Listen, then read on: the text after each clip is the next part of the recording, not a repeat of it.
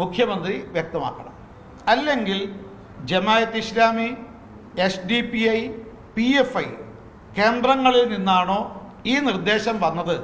ഇത് പരസ്യമാക്കാൻ മുഖ്യമന്ത്രി തയ്യാറാകണം. സ്വാതന്ത്ര്യ ദിനത്തെ കേരളത്തിൽ UDF സർക്കാർ പൂർണ്ണമായും അലങ്കോലപ്പെടുത്തിയിരിക്കുകയാണ്. ഇന്ന് രാജ്യവ്യാപകമായി നടന്ന സ്വാതന്ത്ര്യ സമര ആഘോഷത്തെ കേരളത്തിൽ UDF സർക്കാർ പൂർണ്ണമായും അലങ്കോലപ്പെടുത്തിയിരിക്കുകയാണ്. രാഷ്ട്രഗീതമായ വന്ദേമാതര ഗാനത്തിന് സമ്പൂർണമായ നിരോധനം കേരളത്തിൽ UDF സർക്കാർ ഏർപ്പെടുത്തി.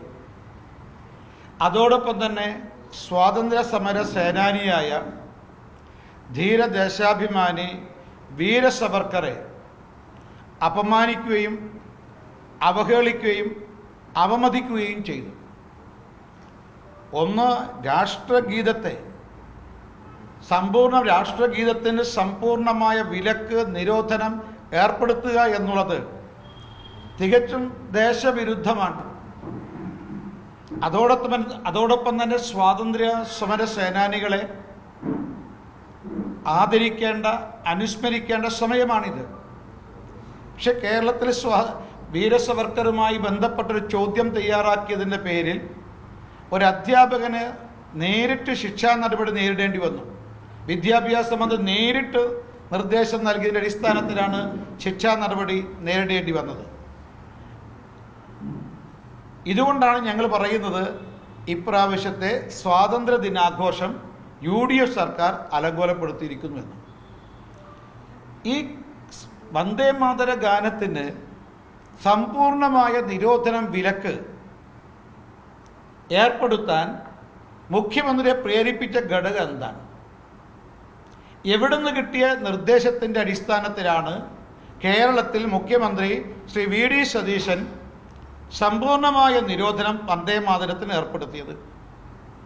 ഒന്നുകിൽ AICC ആസ്ഥാനത്ത് നിന്ന് ലഭിച്ച നിർദ്ദേശമായിരിക്കണം, അല്ലെങ്കിൽ പാണക്കാട്ട് നിന്ന് ലഭിച്ച നിർദ്ദേശമാണോ എന്നും ഇതിലേതാണ് ശരിയെന്ന് മുഖ്യമന്ത്രി VD സതീശൻ വ്യക്തമാക്കണം. പക്ഷേ AICC ആസ്ഥാനത്ത് നിന്ന് അത്തരം നിർദ്ദേശം പോയിട്ടുണ്ടാവില്ല എന്നാണ് ഞങ്ങൾ കരുതുന്നത്.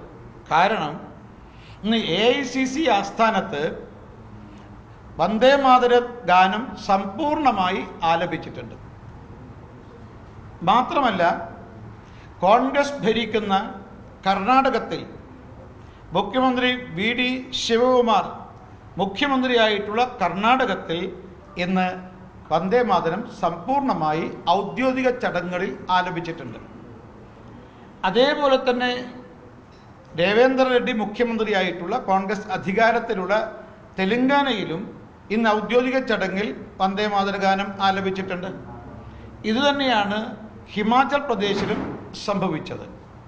അപ്പോൾ AICC ആസ്ഥാനത്ത് നിന്നാണ് വന്ദേമാതരത്തെ സമ്പൂർണമായി നിരോധിക്കാനുള്ള നിർദ്ദേശം വന്നെങ്കിൽ, അങ്ങനെയാണ് കോൺഗ്രസ് ഭരിക്കുന്ന മറ്റ് സംസ്ഥാനങ്ങളിലും ഈ സമ്പൂർണ്ണ വിലക്കുണ്ടാകേണ്ടതായിരുന്നു.